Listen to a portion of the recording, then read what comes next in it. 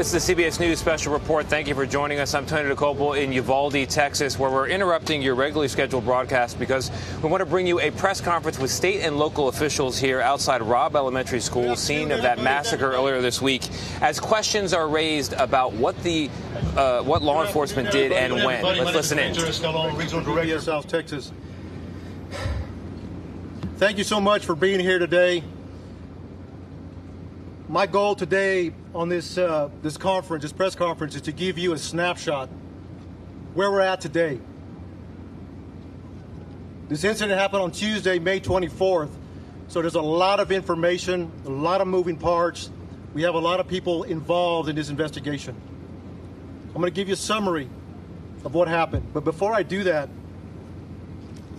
I was able to make it here during the event on May 24th. Same with a lot of other law enforcement officers that came to this event, this critical incident. I got to see the victims, I got to see the officers, I got to see the community members. It is so hard. It's hard to take. It's traumatic. We're all hurting inside. We're hurting inside for the community members in Uvalde, Texas. We're hurting inside with our local partners that have to live here and work here every day. The victims, the family members, we feel for them. I'm a father. I can't go home tonight, hug my kids. That hurts. The members behind me are family members, their kids. It's tough. It's tough, it's hard, but that gives us the motivation to move on, to do good work for Uvalde, Texas, for the victims. We speak for the victims, and we take that dearly.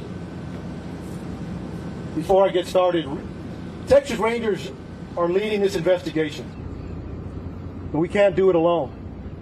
We cannot do it alone. We have ATF, FBI, CBP, Border Patrol, Uvalde County District Attorney's Office. The list goes on and on and on. But the agencies I told you are the main ones that are assisting with this investigation. We want to know what happened, recreate the scene. That takes days, that takes hours, that takes time, a lot of information. Then we have to do a lot of interviews. So we just started. We started on Tuesday. Today's Thursday. We're still grabbing a lot of information. We also, what's important to us is why. Why did he do this? Why did he do this? Who is this man? The suspect. We're going to find out. With all the different agencies that are involved, we're working every angle that's available. And we won't stop until we get all the answers that we possibly can. So again, I want to thank these men and women that are behind us supporting the DPS and the Rangers. So there's a lot of information I'm going to give you. There's some new information as of Tuesday that I wanted to clear up, that we want to clear up, that's been pushed out. We'll continue to have updates in the coming days once the information is obtained and we're able to confirm and corroborate that. We want to make sure we're pushing out the right information. Early on, when we came in, we were receiving a lot of information from a lot of different locations. That's a baseline. You start there. We made some reports. But since then, we started doing interviews. We started working the crime scene, so we're cooperating. I want to share some of that. It's a small piece of information right now, but it'll grow within days. So please, thank you for being here and being patient with us. It means a lot. On Tuesday, May 24th at 11:28, suspect just west of here wrecks his vehicle, pickup truck that he took from his grandmother. He had just shot his grandmother in the face. She's alive. She's stable at this point. 11:28, he's sitting there at the bar ditch. He jumps out the passenger side of the truck. According to witnesses, he's got a long arm, rifle, and a bag. Later we find out it's ammunition.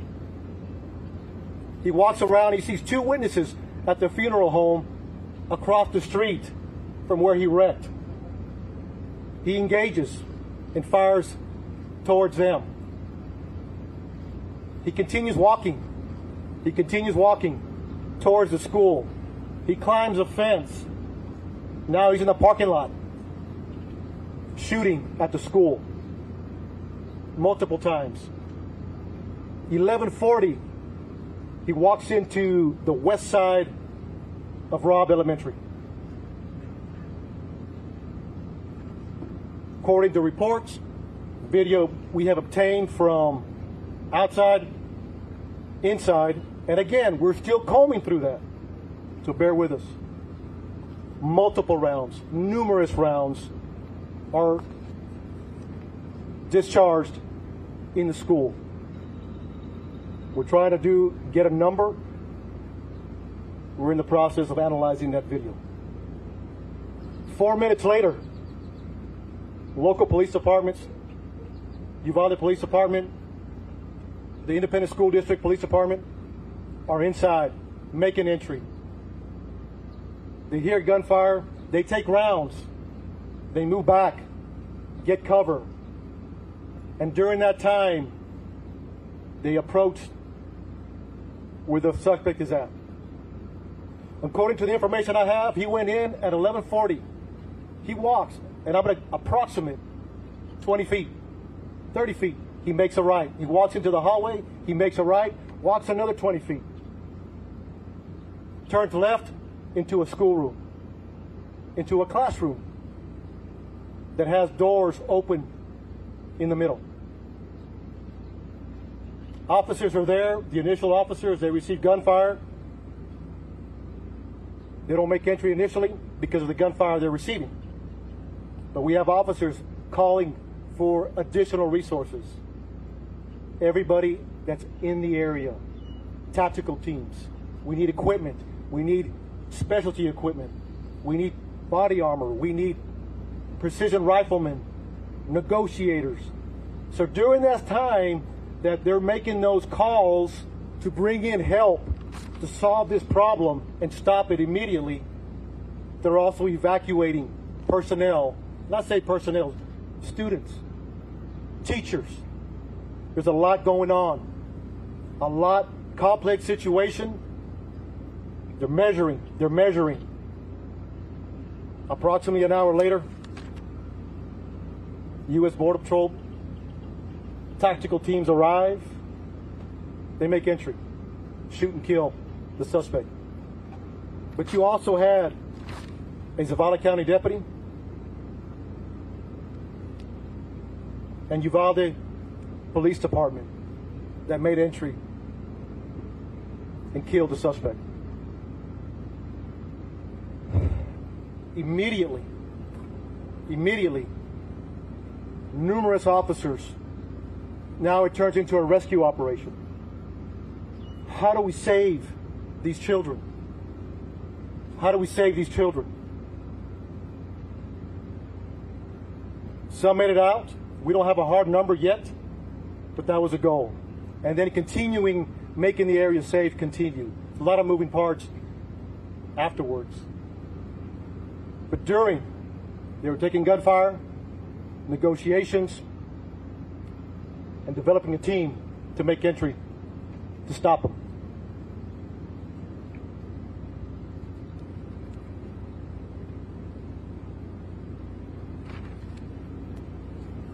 I'll take a few questions. And again, look, summary.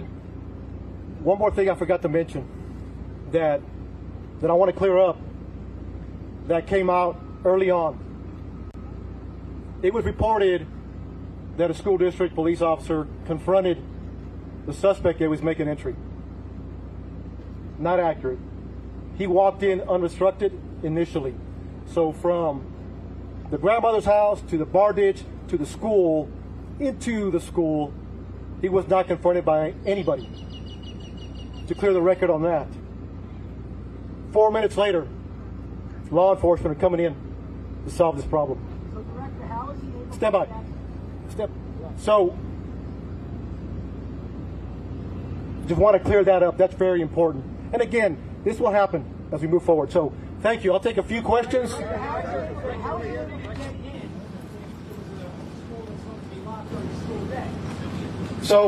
So right now, during the investigation, it appears it was unlocked. So we're going to look at that and try to corroborate that as best as we can. I do that. Hey, please, one at a time, and we'll address as many questions as we can. So let me finish this question. One at a time. Announce your name. Announce your network. Okay. Just be respectful, please. So Josh, thank you for the question. So right now, it appears it was unlocked. Like I said, it goes back to the investigation. It takes time. We will find out as much as we can why it was unlocked, or maybe it was locked. But right now, it appears it was unlocked. So thank you. Yes, sir. You say at one point when he was inside there, among the things you were attempting negotiation, was he responding to negotiation, and in that period of time when there continued gunfire? So during that time, right now, according to the information we have, the majority of the gunfire was in the beginning. In the beginning. I say numerous, more than 25. I mean, it was a lot of gunfire in the beginning. During the negotiations, there wasn't much gunfire other than trying to keep the officers at bay. But that could change depending once we analyze the video. But right now, according to the information, he did not respond. Director Ramos with NBC News. My question is this: was there a school officer on campus, and was that school officer armed? Because that's what we've been told. So at this time, no. No, there was not an officer readily available, armed. No. But was there an officer? No, nothing. I can't answer that yet. I'll circle back with you again. As we do that investigation, we have all these questions we want to answer. So, but I'll get back with you, sir. Yeah. There's a 12-minute gap. There's a 12-minute gap when he crashes his truck to when he enters the school. 12 minutes. What happened at 12 minutes? So you got to understand, 11:30 is the information we have at this point that we can confirm. 11:30 a.m. the PD gets we got a crash and a man with a gun. And then you have responding officers. That's what it is. If it's 12 minutes from 11:30 to 11:40, that's the information we have right now. Look, at the end of the day, our job is to report the facts and have those answers. We're not there yet. Over here.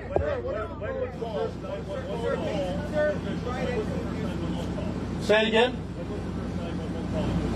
So right now, the first 911 call is at 11:30. I will get the time what it took to respond. So we'll have that answer. Yes. Could. There's a lot of possibilities. There's a lot of possibilities. Until we receive an interview, because there was numerous officers at that classroom, numerous.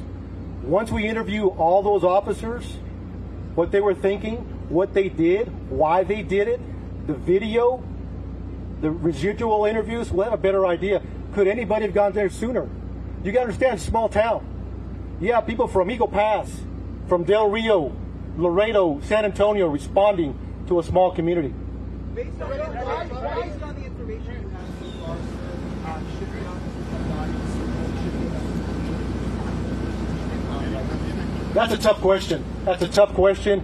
Again, it goes back. Our job is to report the facts. And later we can answer those questions. I don't have enough information to answer that question just yet.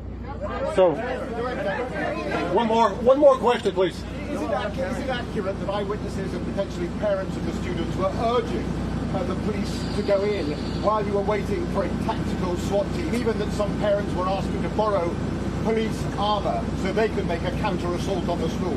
I have heard that information, but we have not verified that yet. So, What part haven't you verified?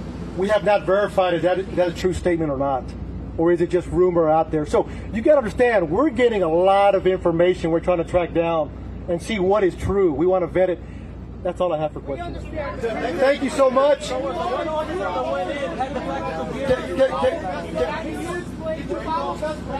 on.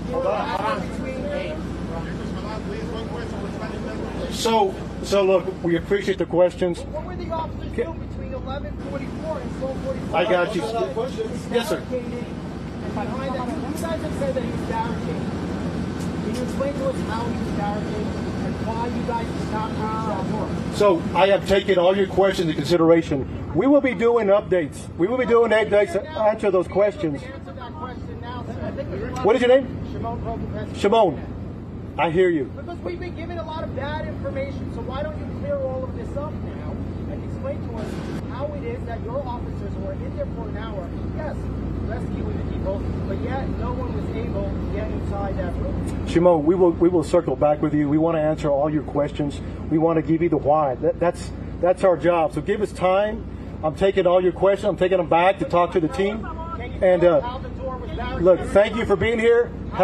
We'll talk soon. We'll talk soon. Thank you. Thank you.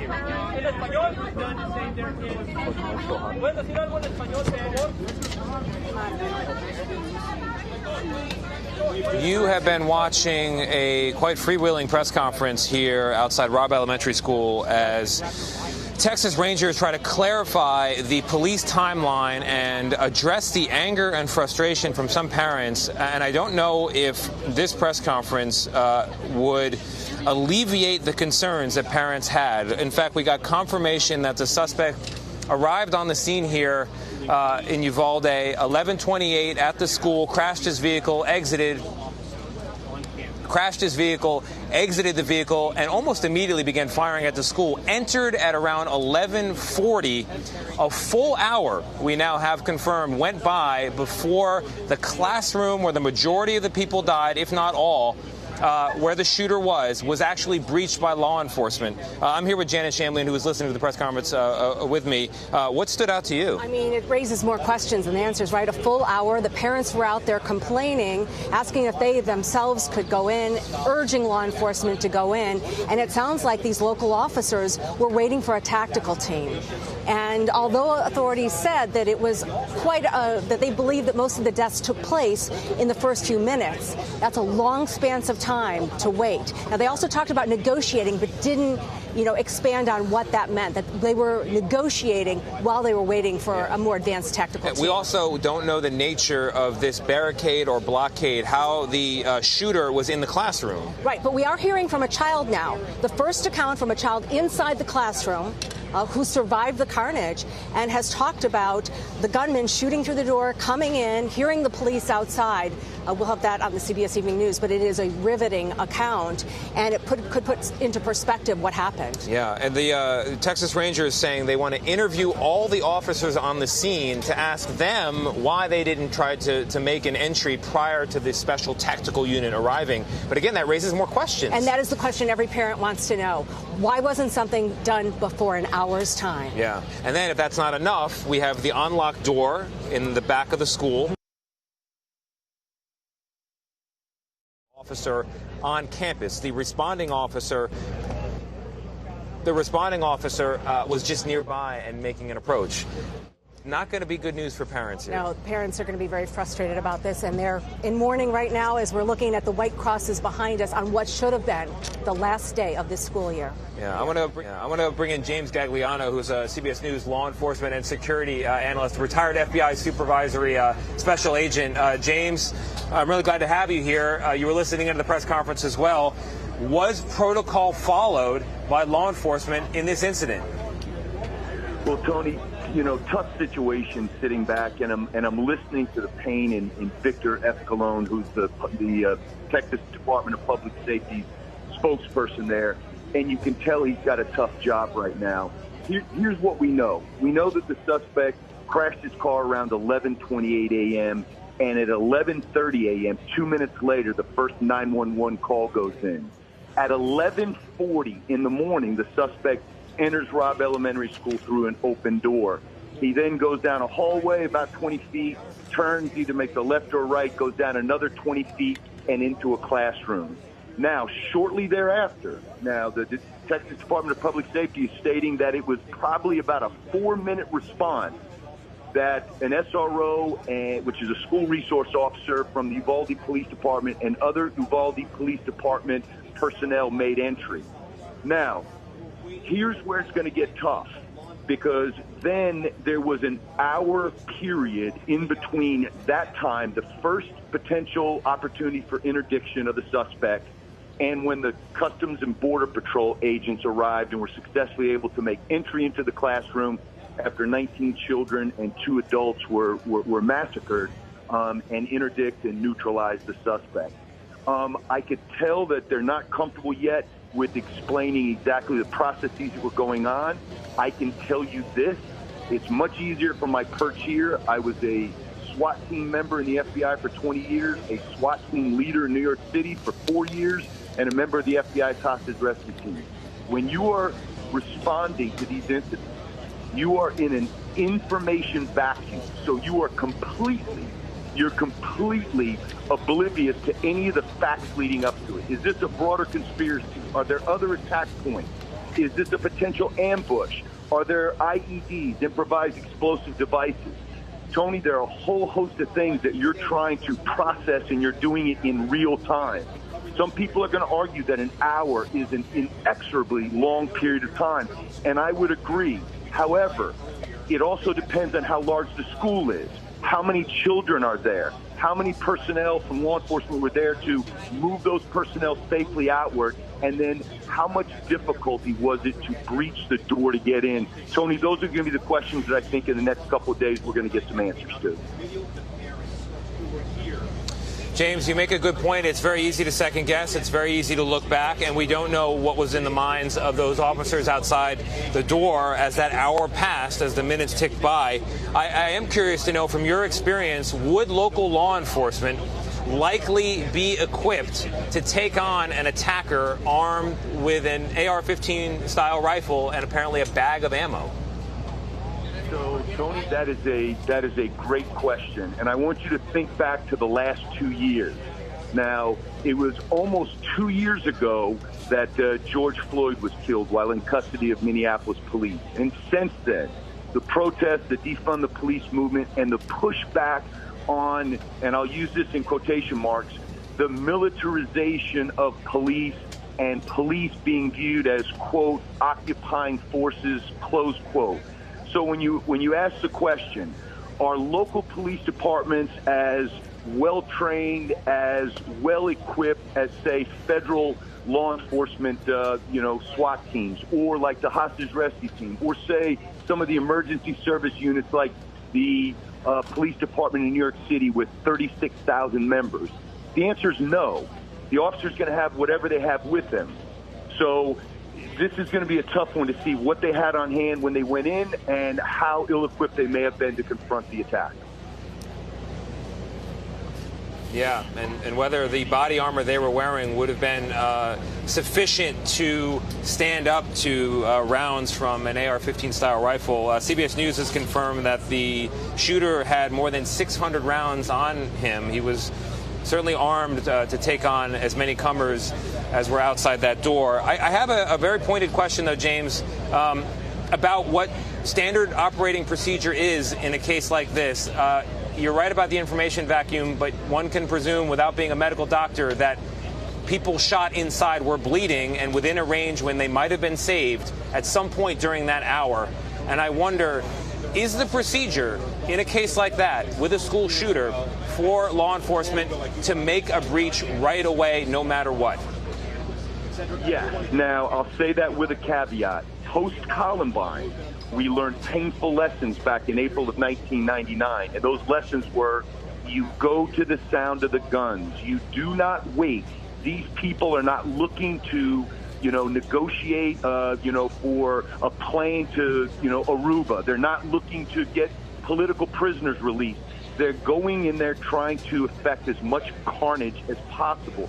So you go in to interdict them. You do not wait for a homogenous team. that is a big situation. I think that's going to be something that's going to be looked at in the wake of it.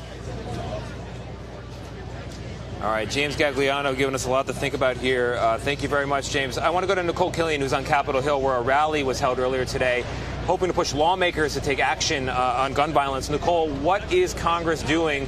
What can Congress do? Or what can they get done is really the question. Yeah, well, Congress is leaving town right now, and that's the issue among many gun safety advocates. They are getting ready to break for the Memorial Day recess, and we asked some senators about the optics of that, given the tragedy in Texas. I spoke with Connecticut Senator Chris Murphy, who told me, look, sometimes we get more things done out of Washington than we do inside. And so he is leading bipartisan negotiations to try to come up with some type of compromise package on gun reform legislation. CBS News has learned that he and about 8 other lawmakers, both Democrats and Republicans, met here in the Capitol this afternoon to try to talk about a way forward. One consensus that seems to be emerging is around potentially red or yellow flag laws that would enable law enforcement to seize weapons temporarily from people who are considered a danger to themselves or others. I can tell you, though, Tony, just on a personal level, this is really hitting senators hard. Right now, this is the only chamber that is in at the moment. And, whether it is Senator Joe Manchin, who just told reporters he can't stop thinking about his grandchildren, or California Senator Alex Padilla, who said he has kids about the same age as these young people in Uvalde, it is really hitting senators on an emotional level. Even Minority Leader Mitch McConnell said that he is okay with Texas Senator John Cornyn, who is just there in Uvalde, engaging Democrats on this issue to try to come up with some type of bipartisan solution here. Tony. All right, Nicole Killian for us on Capitol Hill. And before we close today, a reminder of why this press conference was as emotional as it was. If you look behind me, there is that memorial, the white crosses, the flowers, the balloons. It doesn't escape notice that those flowers, those balloons might have been purchased for celebratory reasons this weekend, for graduations, for time with family. And instead, they are part of a makeshift memorial here outside Robb Elementary School, accompanied by 19 wooden crosses, each emblazoned with the name of an 8, 9, or 10-year-old shooting victim here in Uvalde, Texas. And you see their pictures on our screen. Our coverage will continue on the CBS News streaming, your local news, and tonight on the CBS Evening News. This has been a CBS News special report. I'm Tony DeCopel in Uvalde, Texas.